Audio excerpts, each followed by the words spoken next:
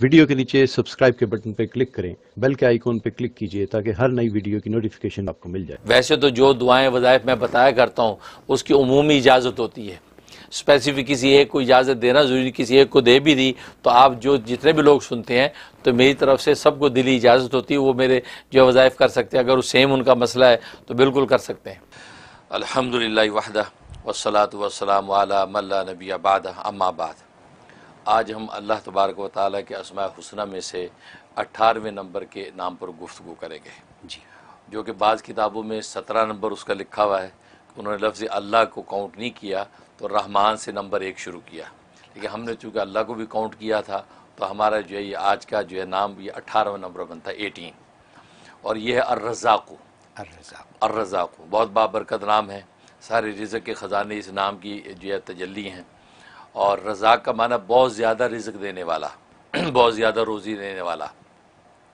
اور یہ نام جو قرآن کریم میں 5 مرتبہ اللہ تبارک و تعالی نے مختلف آیات میں دہرایا ہے، اور اس کے عدد جو ہے وہ 308 بنتے ہیں، 308، اور اس کا مفرد عدد بنتا ہے 11، کہ 3 اور 8 جو ہے وہ 11 بنتے ہیں، اس کا مفرد عدد ہے، گویا کہ 11 دن کے ورد کے بعد کوئی نہ کوئی اللہ تبارک و تعالیٰ کا لطیفہ ضرور ظاہر ہونا چاہیے۔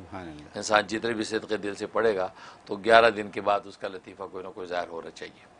تو یہ بابرکت نام ہے، اور اصطلاحی معنی میں اس رزاق کا معنی وہ ذات جس نے ہر جاندار کی، ہر مخلوق کی روزی اپنی ذمے لے رکھی ہے، نہ صرف ذمے لے رکھی ہے بلکہ ان روزیوں کو پیدا بھی کرتا ہے، اور پیدا کرنے کے بعد ان تک پہنچاتا بھی ہے مخلوق تک، بھلے وہ مخلوق کہیں بھی ہو ان تک وہ پہنچاتا ہے۔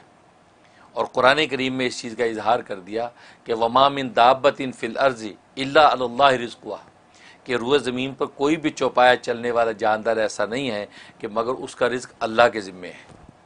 وَيَعْلَمُ مُسْتَقَرَّهَا وَمُسْتَوْدَعَهَا، اور اللہ تبارک و تعالیٰ اس مخلوق کے مستقل ٹھکانے کو بھی جانتا ہے اور اس کے عارضی ٹھکانے کو بھی جانتا ہے۔ یعنی اس میں اس بات کا اشارہ ہے کہ دنیا کے اندر اگر آپ اپنا ٹھکانہ بدلیں تو متعلقہ اداروں کو اطلاع کرنی پڑتی ہے کہ جو ہمارا ایڈریس چینج ہو گیا ہے، اب ہمارا چیک وہاں بھیجیں، ہے نا؟ تو نہ کرے تو وہ جو آپ کا چیک ادھر ادھر ہو جائے گا۔ اللہ فرماتے ہیں آپ کو ہمیں کہنے کی ضرورت نہیں ہے، آپ جہاں مستقل رہتے وہ بھی ہمیں پتہ ہے، عارضی طور پہ کہیں ٹھکانہ آپ کرتے ہیں وہ بھی ہمیں پتہ ہے، آپ کا رزق وہیں پہنچے گا، لہذا پہنچتا ہے۔ انسان مسافر ہو تو پہنچتا ہے، گھر میں مقیم ہے تو بھی پہنچتا ہے۔ بلکہ اس پر جو حضرت موسیٰ علیہ السلام کا واقعہ بڑا دلچسپ آتا ہے کہ حضرت موسیٰ علیہ السلام کو اللہ تبارک و تعالی نے جب کوہ طور پہ تجلی دکھائی اور آپ نے یہ سمجھا کہ آگ ہے، اور اپنے اہلیہ جو ہے وہ درد ذیل میں تھیں، تو آگ لینے کے لیے وہاں گئے تو پتہ چلا وہاں تو رب کریم کی تجلی تھی، تو اللہ تبارک و تعالی سے ان کی گفتگو ہوئی، کلام ہوا اور وحی نازل ہوئی، اور ساتھ ہی حکم ہوا کہ فرعون کے پاس جاؤ دعوت حق دینے کے لیے۔ اب یہ دل میں سوچنے لگے کہ اہل خانہ کا کیا ہوگا، ان کا خیال کون کرے گا، پیچھے جو بھی میرے ساتھ میرے کفایت میں لوگ ہیں ان کے رزق روٹی کا کیا بنے گا۔ تو یہ خیال آیا تو اللہ تبارک و تعالیٰ نے فرمایا کہ موسیٰ یہ سامنے جو پتھر ہے اس پتھر کے اوپر جو اپنی لاٹھی ماری، وہ پتھر ٹوٹا، ان میں سے ایک اور پتھر نکلا، فرمایا اس دوسرے پتھر پہ لاٹھی مار، وہ ٹوٹا، اس میں سے ایک اور پتھر نکلا، فرمایا تیسرے پتھر پہ پھر مارا تو ٹوٹا، اس میں سے ایک چھوٹا سا کیڑا جس کے منہ میں سبز پتا ہے، وہ غذا ہے وہ کھا رہا ہے، اور یہ ترانہ پڑھ رہا ہے کہ سبحان من یرانی و یعلم مکانی، کہ پاک ہے وہ ذات کہ جو مجھے دیکھ رہی ہے اور میرے اس ٹھکانے کو بھی جانتی ہے، وہ یسمع کلامی، اور میرے کلام کو بھی سنتی ہے، وہ یذکرنی ولا ینسانی، اور مجھے یہاں پر بھی یاد رکھے ہوئے ہے کہ مجھے رزق پہنچا رہی ہے اور مجھے بھولی نہیں ہے۔ سبحان اللہ۔ تو اللہ تبارک و تعالیٰ فرمایا موسیٰ میں اس کیڑے کو یہاں خوراک پہنچا سکتا ہوں تو تیرے اہل خانہ کا میں کفیل نہیں ہو سکتا، تم پریشان نہ ہو، تو میرے کام میں لگ، میں تیرے کام میں لگوں گا۔ تو مطلب یہ اللہ تبارک و تعالیٰ کے رازقیت کا عالم ہے کہ جہاں بھی ہوتا ہے اسی جگہ رزق پہنچاتا ہے۔ اس لیے علماء نے لکھا ہے کہ رزق کی 2 قسمیں ہیں، ایک رزق خاص ہے، ایک رزق عام ہے۔ رزق خاص کا مطلب یہ ہے کہ وہ رزق کہ جس کا تعلق ایمان و یقین کے ساتھ ہے، کہ اللہ تبارک و تعالی ایمان و یقین کا جو رزق، دلوں کا جو رزق عطا کرتے ہیں اور رزق حلال کی دولت سے جو منور کرتے ہیں، یہ رزق خاص ہے۔ اور ایک رزق عام ہے کہ جو دنیا اور سامانوں کا جو رزق ہے یہ اللہ تبارک و تعالیٰ بلا تفریق کافر مومن سب کو عطا کرتے ہیں، لیکن رزق خاص جو ایمان و معرفت کا رزق ہے وہ صرف اللہ تبارک و تعالیٰ مومنین کو عطا کرتے ہیں، اور اہل ایمان کو اللہ یہ توفیق دیتے ہیں کہ وہ رزق حلال کی کوشش کرتے ہیں۔ اور ابن قیم رحمہ اللہ تعالیٰ نے بڑی خوبصورت بات کی کہ اصل میں رازقیت کے دو مفہوم ہیں۔ رازقیت کا ایک تو مفہوم یہ ہے کہ اللہ تبارک و تعالیٰ جو ہے وہ ایک وہ رزق عطا کرتے ہیں جو انسان کی ایمانوں اور انسان کے سامانوں کا رزق ہے، اور وہ اپنے انبیاء اور اولیاء کے ذریعے سے اللہ تبارک و تعالیٰ مخلوق تک پہنچاتے ہیں۔ اسے علم و عرفان کا رزق بھی ملتا ہے، یعنی قلوب کا رزق، اور اسے انسان کے ابدان جو بدن جسم ان کا رزق حلال وہ بھی ان کے ذریعے سے مہیا ہوتا ہے، ایک یہ مطلب۔ اور دوسری قسم رزق سے مراد یہ کہ وہ رزق جو رزق حلال ہے جو بدنوں کا علم ہے، اللہ تبارک و تعالی نے بدن کی نوعیت طبی طور پہ ایسی بنائی ہے، ایسی اندر وینز اور رگیں اور ایسے سلسلے رکھے ہیں کہ وہ رزق ان کے ذریعے سے اسے اپنے متعلقہ مقام تک پہنچاتے ہیں۔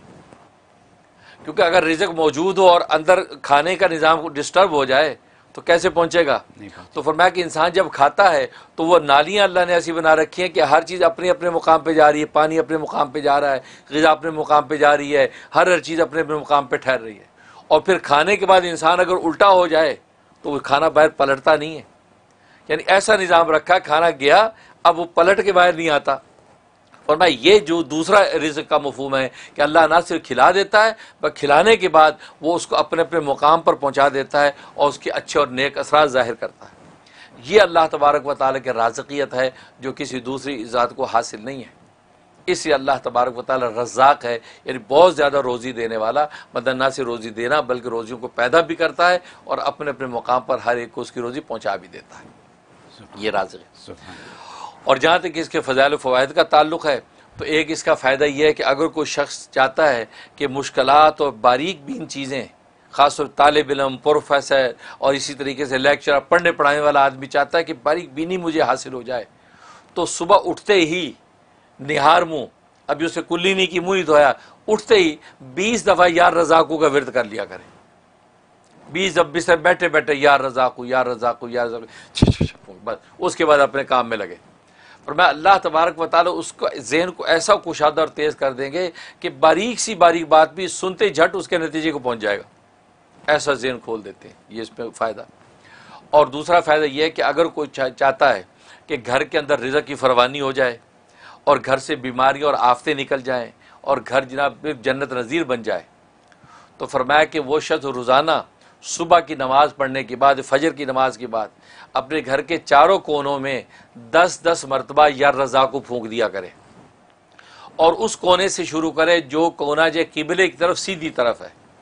اگر قبلہ ادھر ہے تو سیدھی طرف کا کونا وہ ہے، تو سب سے پہلے اس کونے پہ کھڑا ہو کے یا رزاق 10 دفعہ پڑھ کے 3 دفعہ پھونک دیا، پھر الٹی طرف آ جائے، پھر 10 دفعہ پڑھ کے اس کے بعد یہ پیچھے کی طرف آ جائے 10 دفعہ پھر اس طرف، تو گویا کہ چاروں کونوں پہ 10 دفعہ پھونک دیا کرے تو گھر میں رزق کی فراوانی ہو جائے گی، غیب سے رزق آئے گا اور کوئی بیماری گھر میں نہیں ٹھہرے گی۔ ایسا زبردست فائدہ ہے۔ واہ حضرت، یہ جو رزق کی جو آپ نے آج تعریف بیان کر دی ہے، رزق خاص، رزق عام، اور اس کے علاوہ جو آپ نے اتنی ایکسپلینیشن دے دی ہے، یہ پہلے نہیں سنی کسی، میں نے نہیں سنی، اور مجھے یقین ہے کہ ہمارے دیکھنے والوں میں سے بہتوں نے اس کو نہیں سنا، نہ اس کو سمجھا۔ آج جو یا رزاقو کے اوپر جو بات ہو گئی ہے، اگر ہم اس کو اپنا لیں واقعی تو ہمارا تو بیڑا پار ہے، سب مسئلے حل۔ یہ اگر میں انگریزی میں کہہ دوں کہ آج آپ نے $1 ملین سولوشن دے دیا۔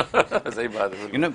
کیونکہ اگر فجر کے وضو سے پہلے 20 دفعہ پڑھ لیں، کتنے 2 سیکنڈ لگتے ہیں، 2 سیکنڈ، ٹھیک ہے، وہ پڑھ لیں، پھر اس کے بعد سنتوں اور فرض کے درمیان 550 دفعہ پڑھ لیں، ٹھیک ہے، اور پھر اپنے گھر کے چاروں کونوں میں اگر آپ پڑھ کے پھونک مار دیں 10 مرتبہ، 10 دفعہ، کیا دیر لگتی ہے، ٹھیک ہے۔ تو یعنی یہ ساری آپ کی جو برکتیں ہیں وہ آپ نے اکٹھی کر لیں، جا نماز پہ بیٹھے بیٹھے ہو سکتی ہیں ساری، ٹھیک ہے۔ اور اس کے بعد پھر مریضوں کے لیے بھی ہو گیا، دولت کے لیے بھی ہو گیا اور قرب اللہ بالکل اس کے لیے بھی ہو گیا. بالکل. تو اور کیا کرنا ہے ہمیں؟ اور کیا چاہیے ہمیں؟ تو سب کچھ تو ہو گیا. یہ اتنی باتیں اور اتنی قیمتی باتیں، سبحان اللہ سبحان اللہ. مجھے یقین ہے کہ دیکھنے والے اس سے بہت فائدہ اٹھائیں گے. میں بھی اٹھاؤں گا، آپ سب بھی اٹھائیے گا. تو حضرت اچھا، بس اوقات لوگ کہتے دن ہو گیا ہمیں تو پتہ ہی نہیں چلا. وہ آپ کو نہیں پتہ چلا، لیکن تبدیلی اپنا کام کر رہی ہے. کیونکہ بس اوقات انسان کی روح کے اوپر کثافت ہوتی ہے، گندگی ہوتی ہے، تو کثافت صاف لگنے میں ٹائم لگ جاتا ہے. جیسے میلے کپڑے پہ خوشبو چھڑکیں تو ویسی خوشبو نہیں پھوٹتی جیسے جو اجلے دھلے پہ ہوتی ہے. اس کا مطلب اللہ پہلے روح کو اجلا دھلا کرتے ہیں اس نام کی برکت سے. اب جب وہ مزکہ ہو جاتی، اب یہ نام جو ہے وہ اپنی خوشبو کو ظاہر کرتا ہے. تو اس لیے ناظرین اس میں بھی پریشان نہ ہوا کریں کہ یہ ہو گیا ابھی تو کچھ بھی نہیں ہوا. نہیں، وہ ہو رہا ہے، کیونکہ اللہ کا نام ہے، وہ اثر کیسے نہ کرے. اب شہد کا لفظ بولے تو منہ میٹھا ہو جاتا ہے، لیمو بولے تو منہ میں پانی آ جاتا ہے. تو یہ دنیا کی معمولی چیزیں اب اتنا اثر رکھتی ہیں کہ نام لو تو منہ میں پانی آئے. تو اللہ کا نام اثر نہیں کر رہا ہے. ہماری روح کا جو تعلق اللہ سے، اس میں کمی ہے. اصل میں وہ اس کی صفائی ہو رہی ہے. وہ جب شفاف آئینہ ہو جائے گا، اب چہرہ آپ کو صاف نظر آئے گا، گویا کہ اب اس کی تاثیر ظاہر ہوگی.